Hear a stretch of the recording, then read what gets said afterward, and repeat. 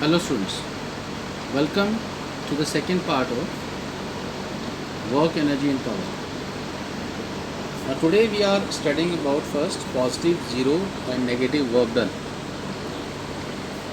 So the work done is said to be positive if component of force acts on the body in the direction of motion,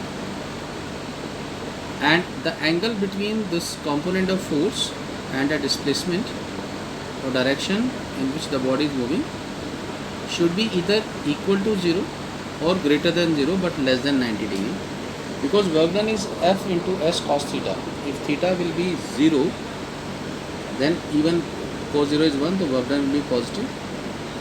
But if theta is 90 degree, so cos 90 is 0, the work done will be 0. It means it should lie between 0 to less than 90 degree. For example, the force is applied on the body in horizontal direction and the displacement is also in the horizontal direction. Work done is Fs cos theta. If cos, in this condition theta will be 0, so work done is equal to Fs cos 0 degree, and cos 0 is 1, so we will write work done is equal to F into S. Second point, the work done is 0 if the force acts on a body in the direction perpendicular to its motion. If theta is 90 degree, as I told you, cos 90 is 0, that's why the work done will be 0, as in this condition force is perpendicular to displacement. Cos 90 is 0, work done is also 0. Third is negative work done. In this situation, your angle should be greater than 90 degree, but it should be either equal to 180 or less than 180, because cos 180 is also minus 1. You can see that force and displacement both are in opposite direction, so angle is 180 degree, and work done is equal to Fs cos theta. So work done is equal to Fs cos 180, and you get minus Fs, because cos 180 is 1 minus 1. We can take the example of negative work done as we are moving in the forward direction, but the friction acts always in the opposite direction. So this is also an example of negative work done. Now another example we can take, that now you can see there is one satellite is revolving around the earth. So work done by the gravitation force on a satellite is 0, because the force acts perpendicular to the direction of motion of the satellite. See, if we talk about force, in this situation force will act towards the center, as I am showing right now with red pen. This is centripetal force, and suppose if I am choosing this point and if I draw tangent to it, so what I will find that they are at angle 90 degree. So in this situation work done will be 0, because force and displacement vector, they both are at 90 degree to each other. Now in the another point, we can also assume that if satellite is moving from one point and entering in the same point or coming back to the same point, displacement will be 0, so work done will be also 0. Now second example also you can take, as you can see in the figure also. Now our earth is revolving around the sun in an elliptical orbit, and again the work done will be 0, because displacement will be 0 if it comes to its again the same position. And second point is that again centripetal force is perpendicular to the direction of the displacement of the earth around the sun. Now we move to the next point. Now there is one person holding something in his hand. He is throwing this in upward direction.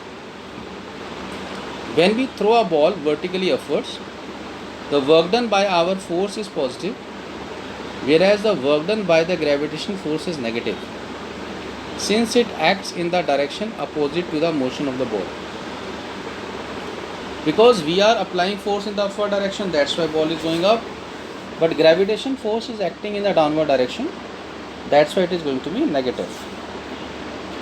Similarly, when the ball falls back, the work done by the gravitation force is positive, since it acts along the direction of motion of the ball. Because now if it is coming downward, so gravitation force is also acting downward, it is positive now in this case. Now another topic we are talking about, work done by a variable force. Now most more commonly forces are variable in nature. Basically we get very less chance that force is increasing or decreasing linearly. You can see there is one displacement and there is one force, and you can see there is a variable graph over there. We have one position x1 and another position is one position xi initial and one is xf, which is a final position. You can see the two lines over there. Now the displacement covered by the body from initial position xi to xf, we can consider that it is made up of small, infinitely small distances or numbers, which is del x. Del x is average. As you can see in the figure, it is increasing accordingly. Now next thing what will happen, we imagine a strip. You can see there is one bright strip del x. Force x may be considered to be constant over this del x. We are assuming that for this del x the force is constant. So it is written over there also, fx is constant. Then the work done will be what? Small amount of work done for the small displacement del x. It will be del w is equal to fx del x. Now we know that whenever in graph two things are given and we are finding the third thing, which is equal to the multiplication of them, we always find area under the curve. That's why it is written over there on the topmost, area is equal to del A is equal to fx del x, which is equal to small amount of work done del w. So del w is equal to fx del x. So the total work done is obtained by adding the rectangular areas of the strip shown under the curve. It means if we want to find the work done, we have to calculate the area. And how we calculate the area? We will add del x at every point. We are using here summation because this is a discrete function. So its initial position is xi, whereas final position is xf. So work done will be summation of xi to xf, fx del x. Now if the displacement are allowed to approach 0, then the summation approaches a definite value equal to the area under the curve, which I was telling to you. That means if we add all of them, then we get the area. Now you can see it is totally work done. It is written over there. That means we have now calculated the area of the shape. Thus the work done is, we will apply limit. This is a mathematical tool, limits and continuity. Limit you will study in 12th maths, but here we are using it a little bit. So we are approaching that del x tends to be very small, and the summation xi to xf, fx del x, we are taking limit for this function. When it will be done, it will be converted into, we can integration form, summation will be converted to integration form.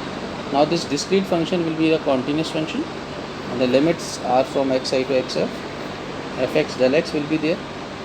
So thus for a varying force, the work done can be expressed as a definite integral of force over displacement. Now we talk about energy. Energy is what? Is the ability to do work, or we can also define the amount of energy possessed by a body is equal to the amount of work it can do when its energy is released. Energy is a scalar quantity. SI unit of energy is joule. CGS unit is erg. You have done that 1 erg is equal to 10 to the power 7 of 1 joule is equal to 10 to the power 7 ergs. It is written also there. The 1 is erg is equal to 10 to the power minus 7 joules. Now we talk about different forms of energy. One, we are taking mechanical energy, which is further divided into two components, potential and kinetic. Heat energy, light energy, sound energy, chemical energy. Then we have electrical and then magnetic energy also, nuclear energy also. So first we talk about kinetic energy. So how we define kinetic energy is the energy which is possessed by the body by virtue of its motion. It is the measure of a work a body can do by virtue of its motion. That is, every moving body possesses kinetic energy. Examples: a moving cricket ball possesses kinetic energy. As you can see, one person is holding it, so it has kinetic energy. Now we talk about formula of kinetic energy. Now we are supposing there is a body of mass m, its initial velocity is u and its final velocity is v. So displacement force covered by the body is s, and we are taking a time t in which it has the body has covered a displacement s. So the work done by the force in displacing the body is given by how we write work done is equal to force into displacement or F into s. Force is what? Mass into acceleration into s, or we can write m into a into s. This is equation number 1. All of you know that there is one formula, v square is equal to u square plus 2as. So as can be further written as half of v square minus u square.